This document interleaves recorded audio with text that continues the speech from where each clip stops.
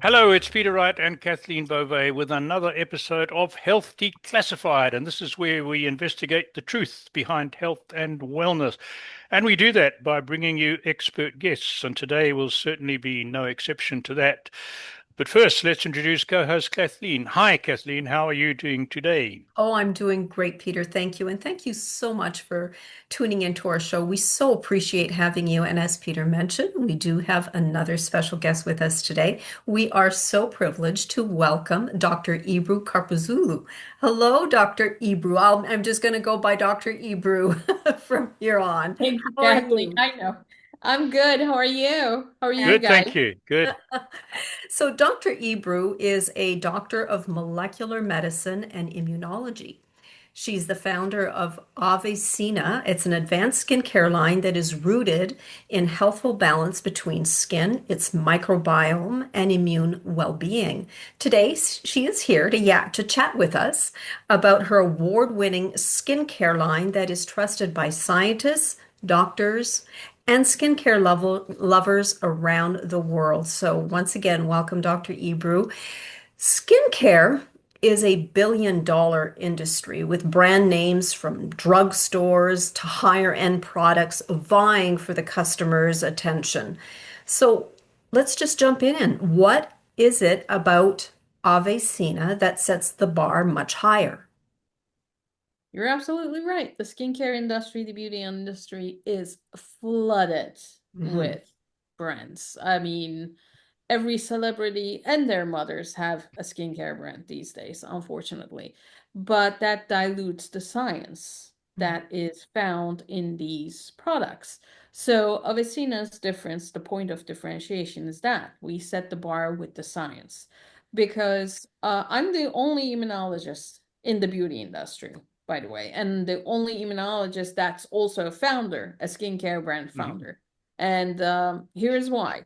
Because when I was dealing with my own skincare problems, and it's gonna sound so cheesy, but it's true, I couldn't find a brand that was talking to me. And being an immunologist and knowing all the pathways, the cellular and the molecular, I was just, I was looking at these products. They're so expensive. Right now, there's creams from higher end brands that's 900 to $3,000, and I'm not kidding. You can look online and doesn't have the science in it. And it just didn't feel right. It didn't feel ethical. So I started working on this. I started incorporating my background in immunology, molecular medicine, dermatology, cosmetic chemistry into this product. And there's only 6 products in Avicina because I don't believe you should spend your money on tens of 20 different products. No, nobody's rich enough to buy cheap products and badly working products. So yeah, that's how everything worked. Okay, interesting. So, So, so let me just, sorry, Peter, I just want to no, carry on. possibly expand on that, Dr. Ebru. So when it comes to the science, maybe you can get into a little bit about the science and what sets it apart from others. So when you say it's all about the Sure. science, what exactly are you talking about? That's a good question because everybody says we're scientific, right? So the thing is, now we know the skin barriers, and now everybody talks about skin microbiome, right? And when you put, let's say, a cream on your skin and Mhm. it starts get irritated or itchy, what does that mean? Is that your skin talking, or is your skin immune system saying, "Hey, I cannot handle this, can you take it off Mhm. me?" So basically, that's that because your skin is your biggest organ and your biggest barrier and your defender and your biggest immunological organ. Mhm. So when we say science, we're talking about combating the signs of inflammation, Mhm. and sensitivities. Because since COVID, we've been under a lot of stress and it is not going away.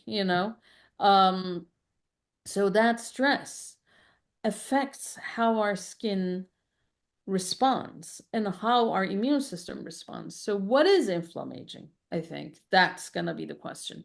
Inflammaging is inflammation plus aging. That's the combination of the word. And it's micro, low grade but chronic inflammation, which can happen when you're under stress and it causes premature aging of the skin and more sensitivities. All of a sudden, you start reacting to everything. All of a sudden, you look like 10 years older, you're tired. So, AveSeena is based on the science, why inflammaging happens, how stress induces cortisol, what happens, what's the downstream effect of it. So by choosing the right ingredients that work with each other and with the skin, that's how we formulate to combat the signs of inflammaging, premature aging, and to help prevent signs of sensitivities. That's the science of it. Okay, okay, got it, got it. So here's one for you, Dr. Ebru. I'm a prime example of someone who's neglected their skin all my life. I lived in Africa, right in the tropics, for practically all my life until 20 years ago I came to Canada. And from the age of 30 onwards, I've been getting anywhere between 3 and 6 skin cancers excised every year. Those are the ones that were confirmed, either basal cell or squamous cell, plus others which were benign. What should I have been doing to look after my skin?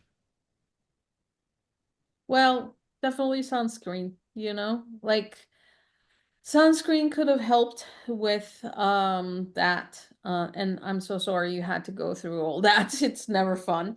But sunscreen is one of them. And also, unfortunately, men are a little bit more ignorant about what's going on with their skin and the changes. Us women, we look a lot. It was like, oh, I have a pimple. Oh, I have a dot, you know? But with men, that's also important too, because the skin goes through every possible change that women's skin goes through. So another thing I would suggest, if to the listeners, the male listeners out there, is please go to the dermatologist at least once a year and have Mhm. your body checked for signs like that, because you're not going to be able to see your back or your Mhm. back of your legs, but the dermatologist can have a look and say, okay, there is something here that I don't like it. I want to examine it more. Or if you have it in your family and if you're predisposed, like you have a susceptibility for a certain cancer type, especially in skin cancers, then he can suggest, okay, we need to get you on sunscreen. We need to follow you every 6 months. So definitely that. Okay, and it's more than ignorance with men. For certainly my generation, and I think even some younger guys, it was almost taboo to even think about putting anything beneficial on your skin, right? That was especially growing up in a very conservative, macho sort of environment that I grew up in Africa. Cosmetics were for women, not for men. If you admitted to wearing any sort of cosmetics, people looked at you sideways. So that was another huge factor that over and above the ignorance. Anyway, thank you for that. Kathleen, back to you. So, Dr. Ibra, I'm a little confused on one point, though. Over the years, I know that we've become a society that demonizes sunlight and the Mhm. effects of sun. And I mean, let's face it, without the sun, there wouldn't be life on this planet. And we're uh, cosmetics have really gone on the bandwagon with avoiding sun and creating sunscreens that in many cases I've heard are carcinogenic as well because of the chemicals that they put in sunscreens. So I'm a little bit torn.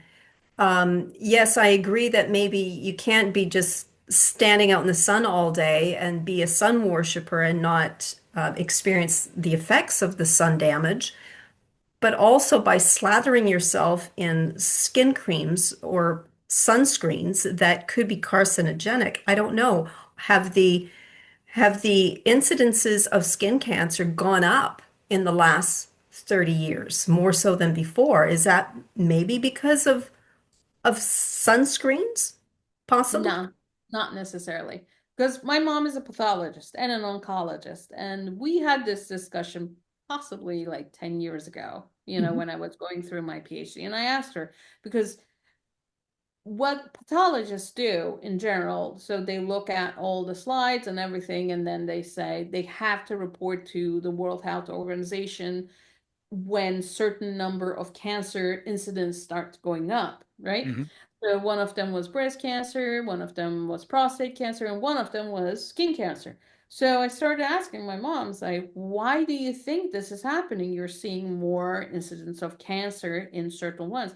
And she said, when I was going through my training, we didn't have this many good stainings and immunohistochemistry and all that.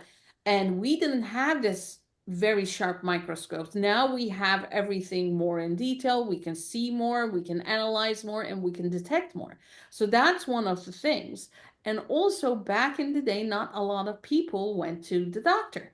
Hmm. They usually went to the doctor at the end, at the very end, where there's a very visible problem. Now, people go through checkups routinely, especially with women with breast cancers and whatnot. So, and when people also go to the dermatologist even more, even for if it's for a Botox or a filler, and the dermatologist looks, okay, there's something funny here. When they're doing your fillers, for example, if a woman goes, they also look at your skin to see if there's something interesting going on, and their eyes see. So that also adds up. Let's go back to the sunscreens and the scare factor. I'm gonna call it the scare factor because these days there's an ad in the United States and they put it on billboards saying that is your sunscreen poison. That's a no-no.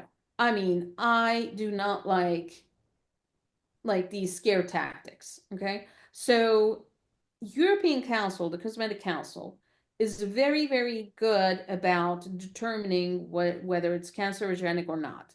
Okay. So the European Council determined sunscreens are very good, and I don't remember seeing anything carcinogenic there because when a chemical is put out into the cosmetic world to be used, it goes through a lot of steps, a lot of testing. It goes from in vitro testing, in vivo testing, and they don't do animal testing anymore. But the sunscreens have been around for so long, we have good data. So if you go on the European Council Cosmetic Regulation site and enter a certain chemical, for example, used in the sunscreens, you can see all the data about it. Hmm.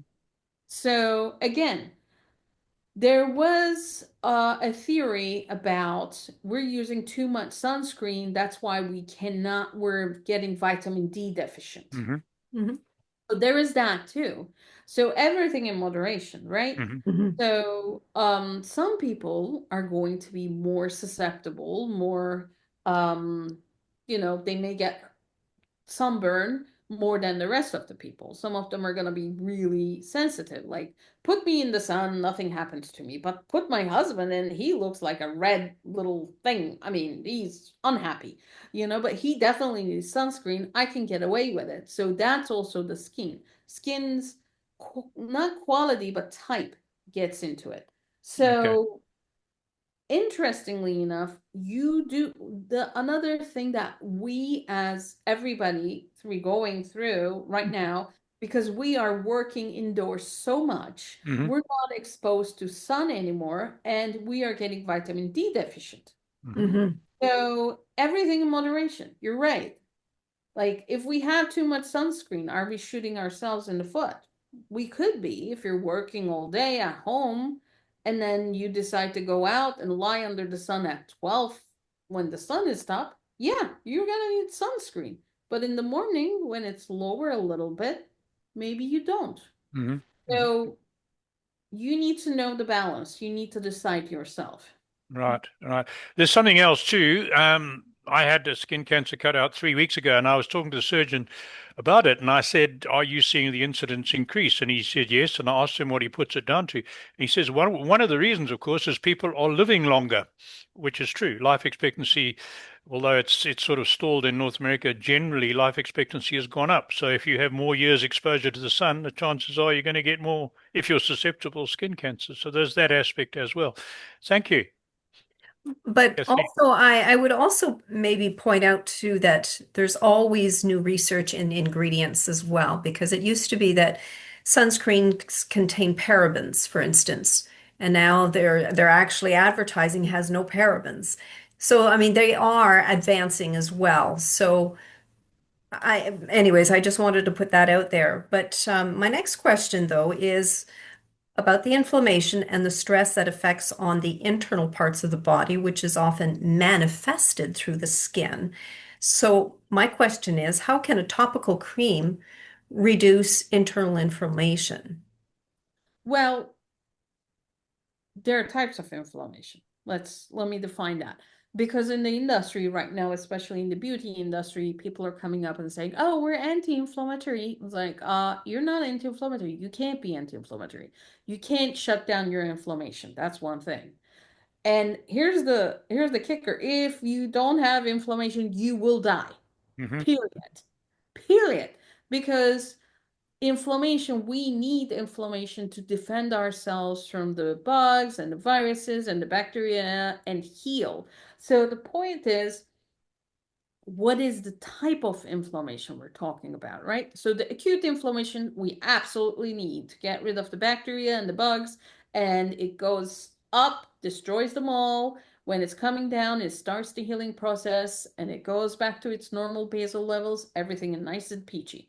However, what's bad is the chronic inflammation, which never goes down, and especially you can see it in autoimmune patients, cancer patients, and all that. And then the inflammaging, which is a much lower dose, but it's always there. Like you left your car and it's working in the parking space, you know? Mhm. So Hmm. like defeating the chronic inflammation and the inflammaging, of course, it's never going to be enough with a skin cream. I'm being very honest here. Okay. Mhm. It's a combination of things. First of all, you need to get rid of the stress. You Mhm. need to pay attention to what you eat. And the skin, it reflects out on the skin. Whatever goes in, it reflects out. So, what you can do is help to decrease the symptoms like the dryness, the fatigue, the premature aging, the irritation, that kind of thing. If you could give a little break to your immune system, then Mhm. it could focus on something else to was like, okay, I have a problem here. Maybe I need to fix it like this. It's like I put you on a project, but I bombard you with thousands of tiny little projects at the same time. What's Hmm. going to happen? You're going to be overwhelmed. Same thing with the immune system. The Mhm. poor thing is trying to keep us alive. We need to help it somehow, and skincare is just one of the aspects we can support it. That's all. Okay. Okay. Okay. Okay. Thank you. So what about factors like lack of sleep, lack of exercise, sedentary lifestyle, and other environmental toxins? Do they have an effect on the skin? Definitely. Definitely. So when you cannot sleep enough, you can't go into the REM cycles, Hmm. you know. And then when you can't go into the REM cycles, you can't produce the growth hormones to fix what's going on in there. Right. And like when you're remember when we were kids, you could sleep for hours all day and you could sleep so deep because you need to go deeper into the REM cycle so you can produce more growth hormone so you can grow faster. Right. Basically that. But as we all get older, it's the cruel joke of the, nature. You can't sleep as deep because it's in a way nature's saying, "Oh, you reproduced, you're old now. You can just die with not sleeping." I mean, I seriously, it's not good. So poor diet is horrible because, fast food, sugar, like those, the white sugar, the white flour, all that very processed carbohydrates.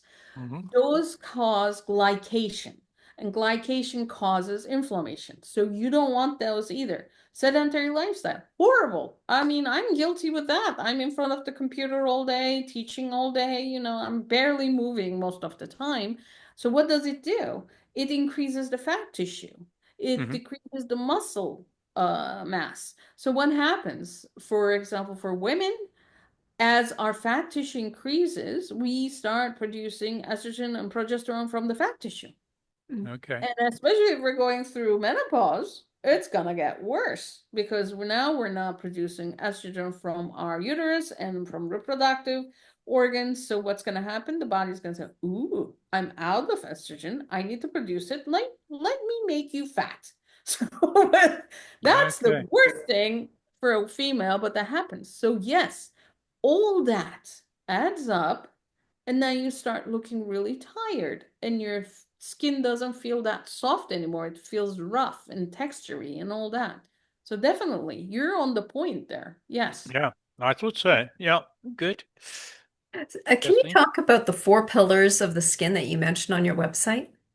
definitely. I mean, four pillars of the skin. Now, couple years ago, everybody was talking about one skin barrier, but you never have one skin barrier. You have the outer skin barrier, you have the transepidermal water loss that protects it, you have the skin microbiome, and then you have the king of all, your skin immune system. So all of them work together. Think of a table, and when you're the legs of the table, when they're balanced, the table is awesome, right? It's not moving. You can put your water on it. It stays as it is. But when one of the legs is shorter or not there, what's going to happen? It's going to be out of balance. And the stuff on it's going to fall. You're going to spill the water. Same thing with the skin. So if you don't have these four pillars balanced working with each other together, then you're going to have a problem. So that's the thing about four pillars of the skin. Hmm. All right. Mm-hmm. Good. Okay, you mentioned let me get it right, inflammaging a little earlier.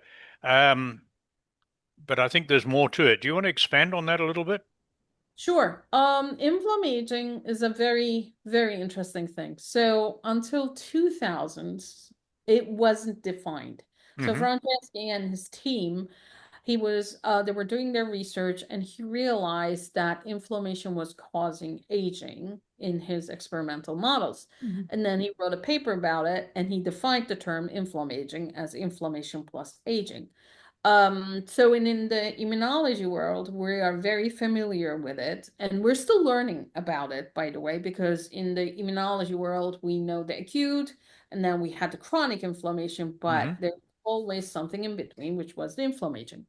So in the beauty world, nobody has been talking about this since like 2 years ago, and I'm the first starting to talk about this.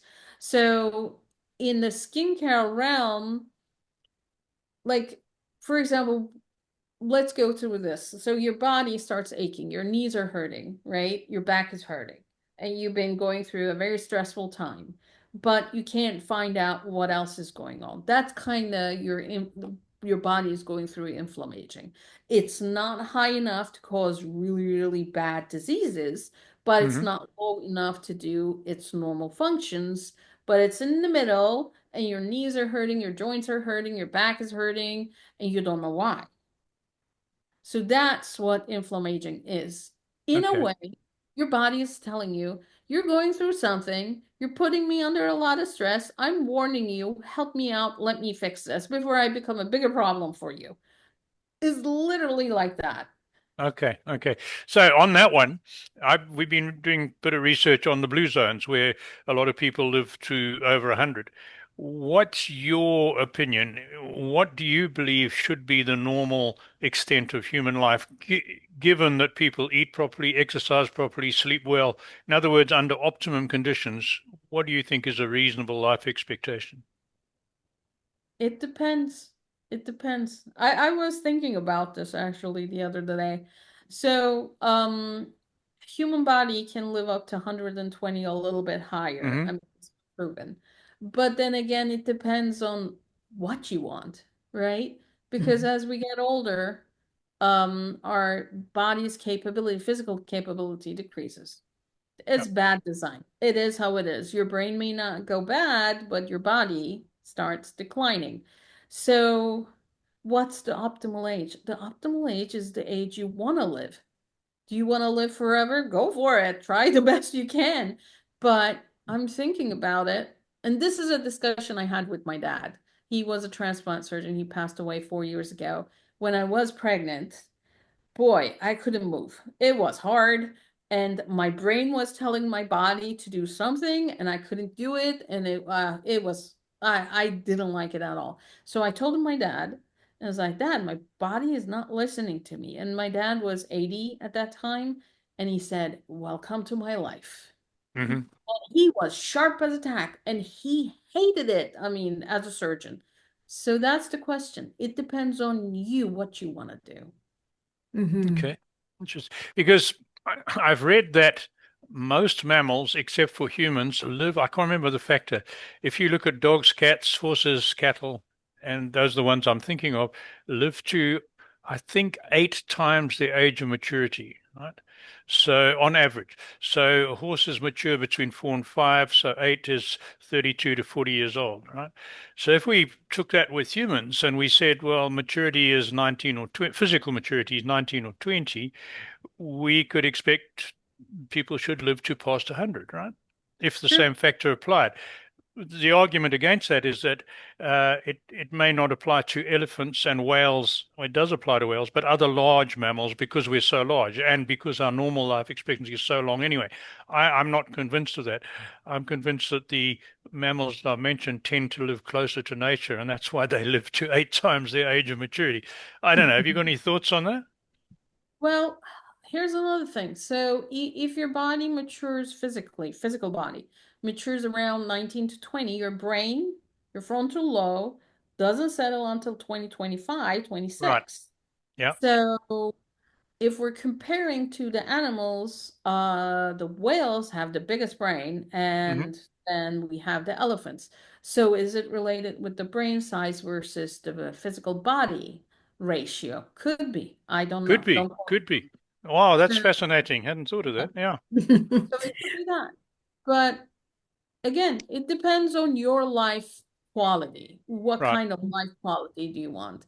Yeah. And if you have the monetary means to, live longer and support yourself, why not? I mean, I think in 20 years we're gonna have body parts like the bionic body parts coming up. So who knows? Who knows? Okay, interesting.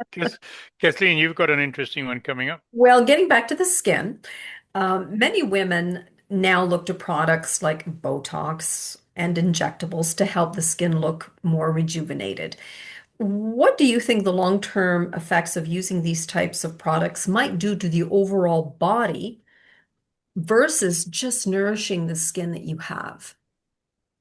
Well, I am not very well versed about the Botox and injectables. I'm gonna say that out loud. I don't look into the research. Recently I used to a couple years ago, but I haven't kept it.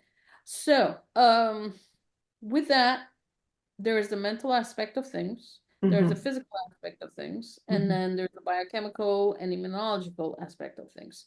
So mentally, right now, if it's going to make a woman happy within reason, not having Botox every 5 seconds, go for it. However, know that there could be always a risk down the road. We may not know it now, we may know it 10 years later, or there may not be even a risk. We don't know. It's all speculation. Hmm. But own up to it and know that if this happens, you need to take care of it. That's the thing. Like, for example, in the 70s, 60s, there was a general surgeon, US general surgeon, used to say, cigarette smoking is good. And they used to even give it to the cancer patients, remember? Hmm. So what happened now? Oh, and they're like, oh, it causes cancer. And I'm like, really? So, but nobody knew it back then. So Right. again, that's another thing. Like, for example, the Radium Girls, if you ever watched that documentary, back in the 20s, 30s, radium was the hit, and they used to put it even in skincare. And women used to buy that. And what happened? Some of them had lip cancer and other cancers. So I don't want to scare anybody about this. However, the best thing, if you prefer not to go that route, of course, take care of your body, nourishing the skin you have with good skincare products that are transparent and have the best ingredient and they have been tested. I recommend that. Can you tell us, speaking of ingredients, I know it's proprietary, but can you give us some indication of what kind of ingredients you do have in some of in your AveSeena products? Oh, no, it's not proprietary. Everything is on the website. We Okay. list all the ingredients. We're transparent, and we write articles about which is what is what. So, my favorite ingredient, one of them, is very simple: niacinamide. Love niacinamide. Love, love, love. But, interestingly enough, most of the companies try to use more than 5%. In PubMed, the proven scientific amount that's good is 5%. So you don't need much. 5% works great. It solves 90% of the problems. So why are you going up to 20%, 30%? And there's one company that sells it in powder form, pure powder form. What are you gonna do with that? I don't know. So another thing is peptides. I love peptides. We also have natural ingredients, nature derived, and synthetic. So now I'm going to make a little comment here. Not every natural ingredient is good, but not every synthetic ingredient is bad. Okay? So Hmm. you need to be careful when you are selecting those. So, for example, arsenic is natural. We're not eating it, right? I mean, that's one thing. But the peptides are made in the lab. So it would be the cleanest, most effective form. That's synthetic. You need to make it there. Otherwise, they'll go bad or something will grow in that culture. So yeah, that's one of the things. So I like the science of things. I like the skincare science, and we're getting more and more very cool ingredients every day with research. And everything is for humans, right? Everything is for us. So yeah. Hmm. And Hmm. I'm curious, what kind of results have you seen, and what has been reported back to you in terms of feedback on your products? Uh They love it. I mean, they use it the next day. They say, my skin looks changed. My skin looks flat, smooth like baby's bottom. It works. And like, especially the cream, the oil, everything works because, I mean, before we put out everything goes through rigorous testing, the dermatological testing, the microbial testing, heavy metal testing, everything. We don't have to do heavy metal testing legally. Like it's not in the European Council or whatnot. But I want to do it because some of the brands say we're non-toxic. And I'm like, where's your test results? Where is Hmm. it? You don't have test results. But when we say non-toxic, we don't have lead, we don't have cadmium, we don't have this, we don't have that. We have a list of things that we can show. So that's where we put the money and the mouth together. And my mom uses it. I can't put something bad. My husband uses it. They'll be on my case in 5 minutes.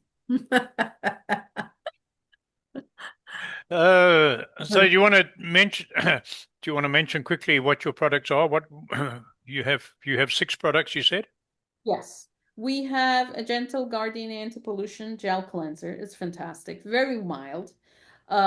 We have a microalgae immune B3 serum. It's a water-based serum. It's loaded with niacinamide. I love that. And peptides. We have a green caviar facial oil elixir. That is the first of its kind. It's based on squalane as the oil because our sebum has squalane, and as we get older, we start losing it. So that's how you can replenish it from outside. But has peptides, bocuchiol, and everything. Um, our Supreme Eye Recontour. That is a concentrate of serum and a cream in a bottle. So you don't have to put your finger in a cream jar and put it on your eye because Hmm. people don't like that. It is fantastic. It's one of the most sought for products we have. Ageless Perfection Cream. You can use it during the day. You can use it at night, and it's anti-inflammaging and has peptides, niacinamides, everything you can think of that work together. And we have a honey mask. Hmm. Honey Active Beauty Mask is made with honey, and everyone says, "Why is this sticky?" Because it has 90% honey. It's real deal. It's not diluted. So it's not for everybody. I can tell you that because we tried to dilute it with water. It didn't work Hmm. because Honey by itself is an amazing ingredient. I Yes. mean, I love it. It works on so many levels. So I love that one. And we also come up with a device. It's a UV shield facial analyzer. And here's what it is. Everybody has a sunscreen, and when you have a sunscreen you like, you don't want to change it. That's Mm-hmm. it. They call it the holy grail sunscreen. However, how do you know you really applied the sunscreen correctly?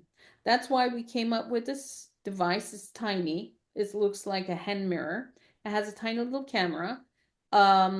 Before you put your sunscreen on, you can look at it and it will show you if you have UV damage, and the UV damage will look like these little black dots.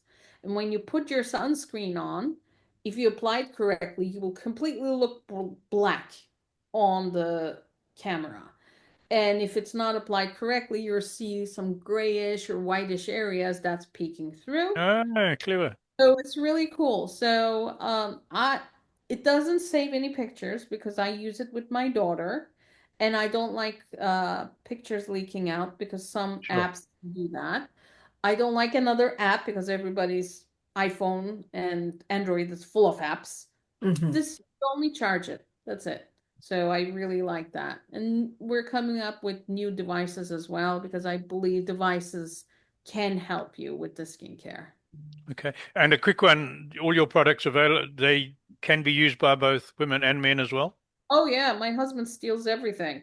That's my stuff. He's like, I need Okay. more cream. And I'm like, go buy one.